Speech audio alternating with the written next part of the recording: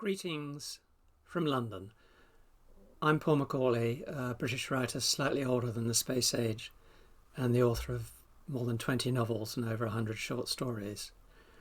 Back in 2017 I published Austral, here it is, a novel about a short walk through the forests and fjords of the Antarctic Peninsula after it had grown warmer and greener because of climate change.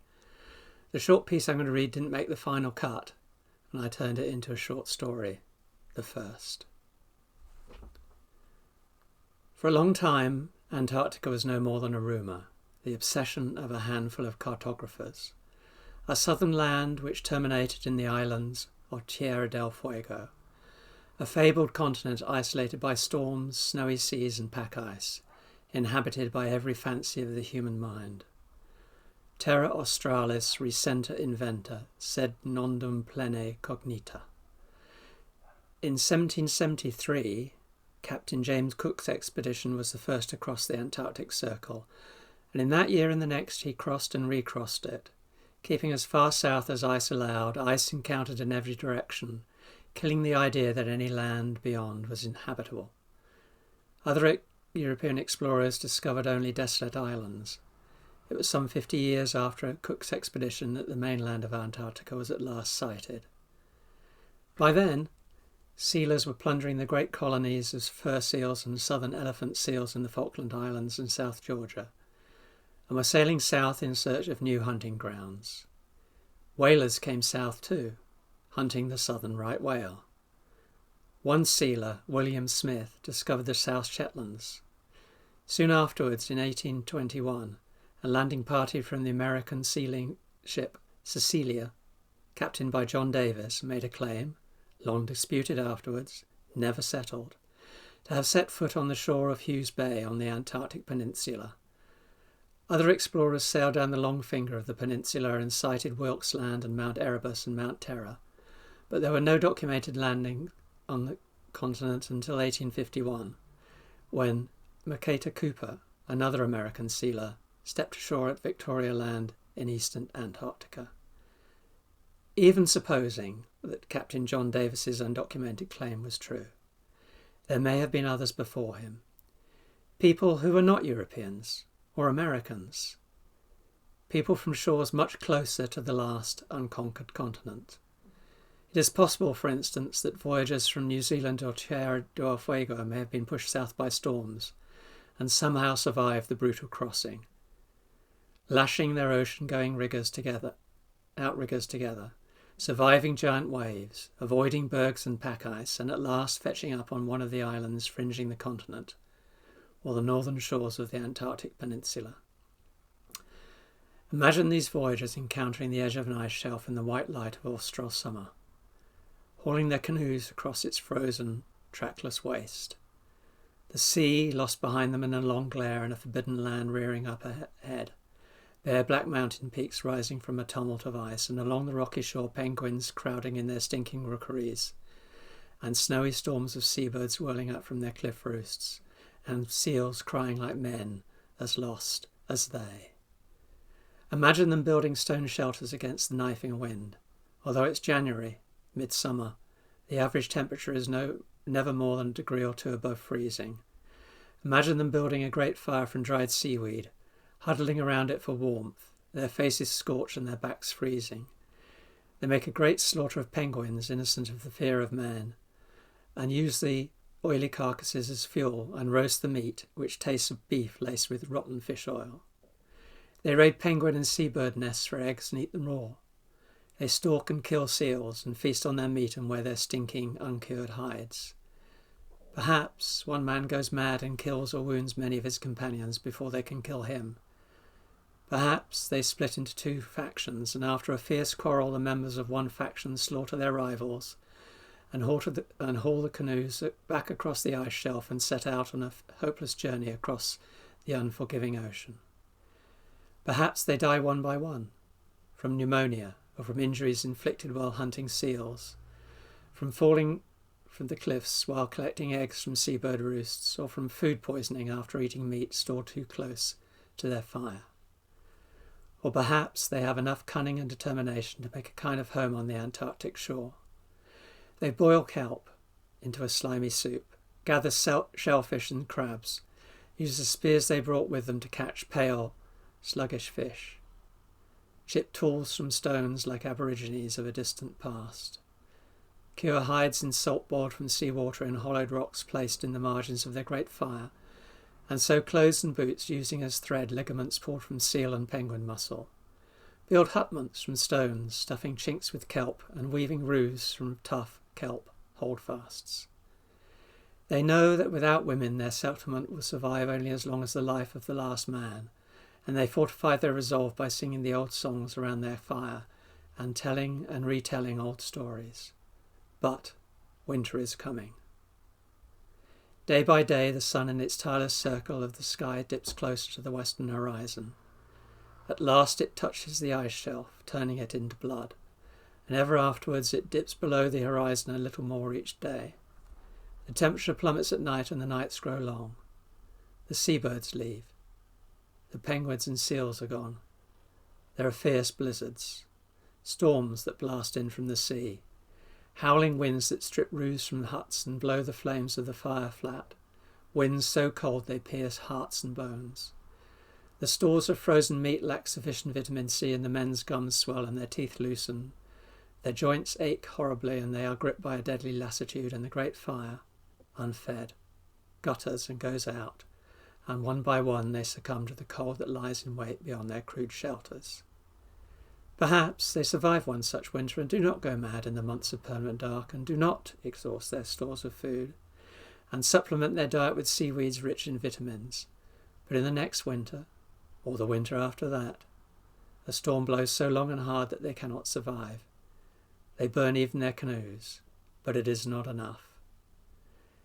They leave behind their huts and the stone circle of their hearth, a clutch of chipped stones, and their scattered bodies, skin shrunk to leather on bones inside seal hide clothing mummified by cold.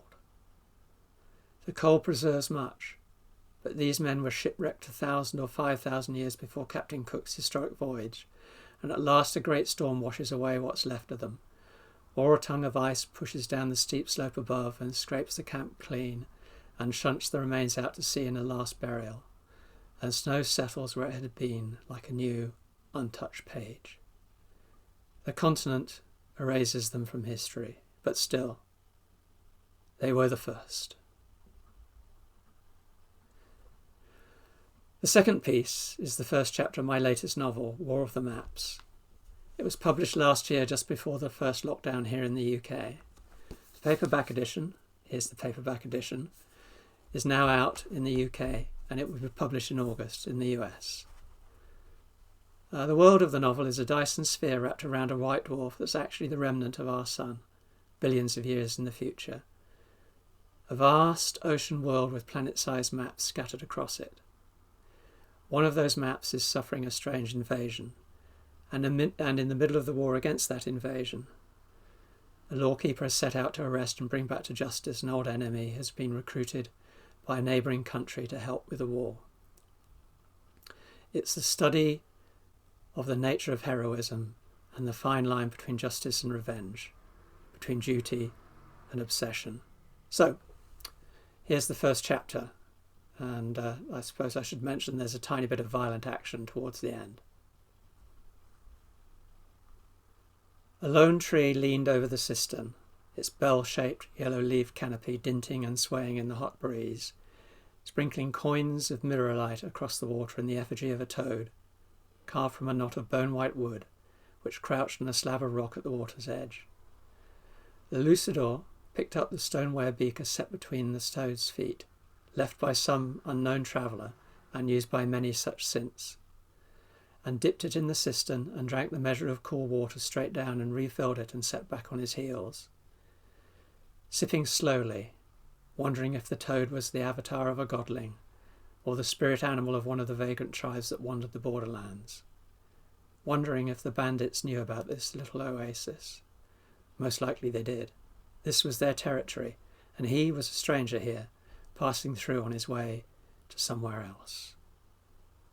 A school of desert minnows patrolled the cistern's square perimeter, turning about the current of the spring that pulsed from a crack beneath the deity of their little map, scattering when the Lucidor stood and unhooked the fighting staff slung slantways at his back and shrugged off his black leather coat. The right side of his face darkly blushed, as if he had sat too long by a fire. His long grey hair, brushed back from his forehead and gathered in a coil pinned by a barrette, was scored by a crisp charcoal streak that ran above his ear, and the left sleeve of his shirt had been ripped off and tied around his upper arm. He used his teeth and right hand to undo the knot of this makeshift bandage, and drops of fresh blood whirled and ran when he peeled the cloth from the raw trough gouged in his biceps. Out in the mirror light, the stolen warhorse caught the blood scent and stepped about and tugged at the reins that tethered her to a thorn bush. The Lucidor paid her no mind, refilling the beaker and rinsing out his wound. Pinkish water dripped into the pool, and the minnows flicked around and rose to the surface and snapped and fought over this offering. The Lucidor picked threads of cloth from his wound and washed it again and dabbed it dry. With a small ceramic knife he cut a strip from the shirt sleeve and folded it into a pad and laid it over the wound and tied the remainder of the sleeve around his arm and blotted sweat from his forehead with the back of his hand. He put the beaker back in its place and pulled on his leather coat and picked up his staff and walked up the stony slope to the crest of the ridge. It was high summer, noon. The 8 white points of the Sky Day mirror arc strung across the crown of the blank blue sky, as hot and bright as they ever would be. The tawny plain shimmering in great falls of white heat and light, stretching towards a chalky sketch of mountain peaks and the border between the Free State and Papua. A minute feather of smoke slanted in the mid-distance, warping in the glassy air. The Lucidor extracted his spyglass from the flat pocket of his coat and shot it to its full length and applied it to his right eye and studied the route of the smoke and the plain on either side. There had been no signs of pursuit when he had paused in his flight across the grasslands to bind his wound, and there were none now, none that he could see. But although the ambush had failed, he knew that he had not yet outrun the hunt. Even if the bandits had fled, or had been captured or killed by the train's crew and passengers, the department knew where he was and where he was going, and would set other hirelings or agents on his trail. He had to get on and make a new plan while he rode. The warhorse, a sturdy, young, piebald mare with plates of pale horn pieced against her shoulders and neck, was nosing for insects amongst the stones under and around the thorn bush. She baited and tried to bite the Lucidor when he unhooked the canvas water bottle from the saddle horn, and tried again after he had filled the bottle at the cistern and mounted up. He jerked the reins tight, told her that she had better learn to get along because he didn't intend to let her friends catch up, and heeled her into a canter. They rode down gravel and shale switchbacks into a slanting grassland dotted with weather-bent trees, dry grass brushing the stirrups. At dusk, the Lucidor made camp in the lee of a slant of bare rock. He did not dare to light a fire in this open country, for a fire might attract anybody searching for him, and he ate a meagre supper of smoke-dried meat he found in one of the saddlebags, and wrapped himself in the saddle blanket and stretched out on the hard ground. When he woke, the warhorse was cropping dewy grass, and a mantle of cloud had stretched across the forest below, grey in the grey dawn light. By the time he reached the beginnings of the forest, the cloud had burned away, and mirror light was hot on his back and his curled hair. This was the northern edge of the high plain of mainland Papua, frayed by steep valleys that wound between knife-edged ridges. He followed the course of a dry stream down one such valley, tall conifer trees he could not name rising on either side. Now and then he halted the warhorse and turned in the creaking saddle to look behind him.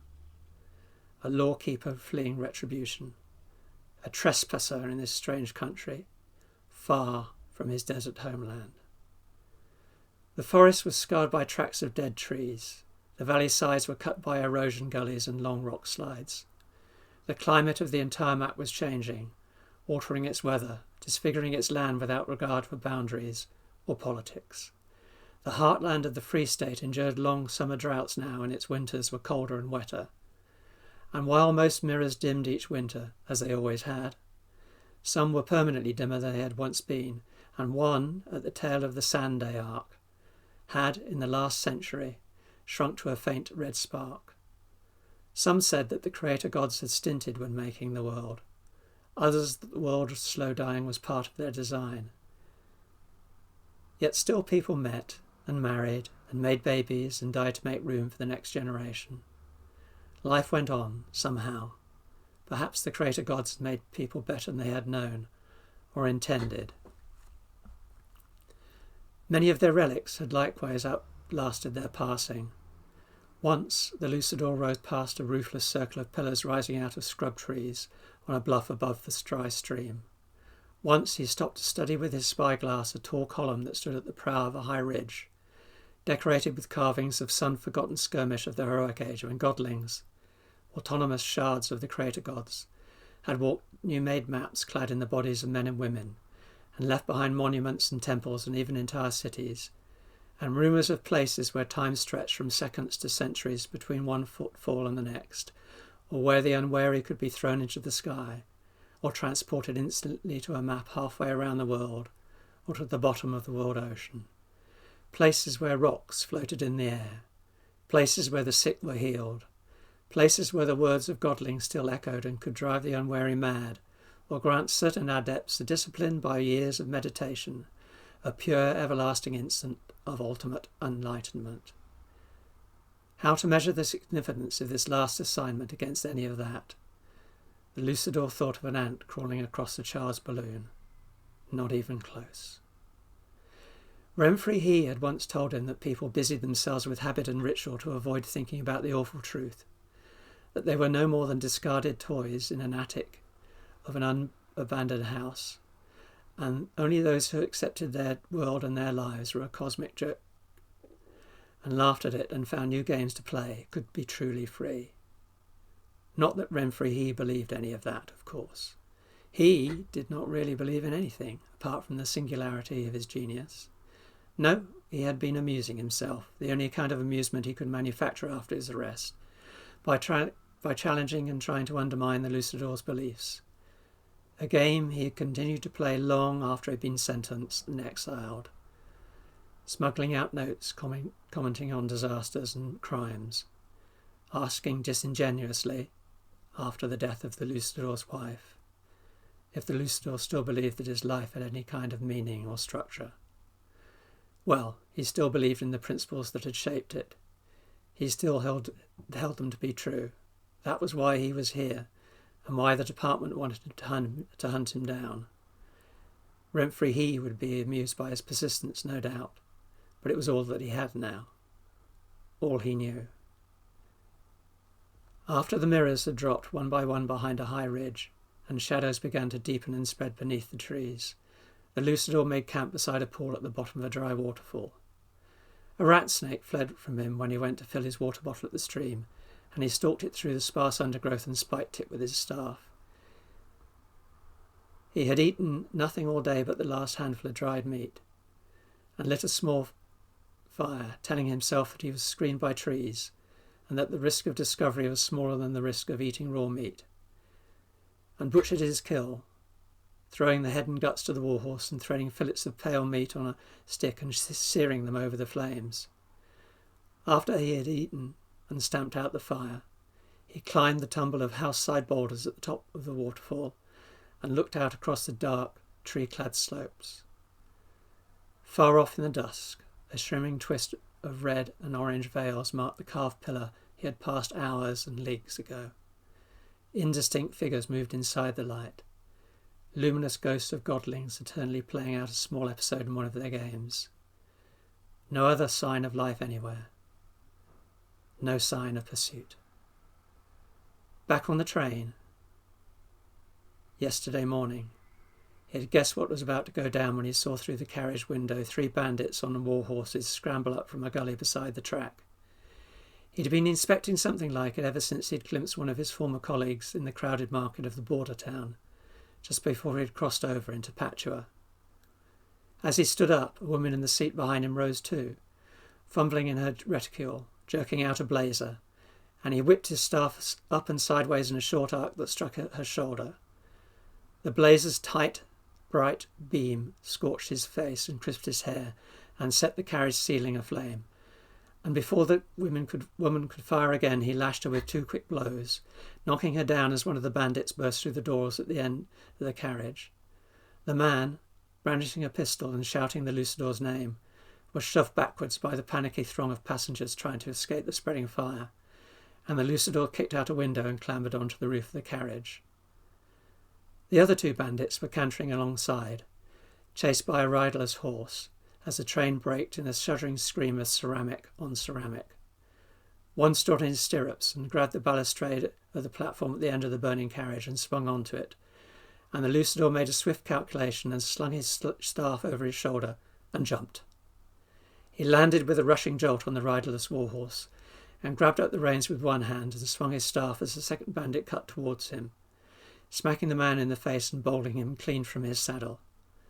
The bandit on the carriage's platform shot wildly, 2 rounds snapping wide, the third grazing the lucidor's arm, and the lucidor spurred his mount and raced away from the train, out across the gravel flats beyond the tracks.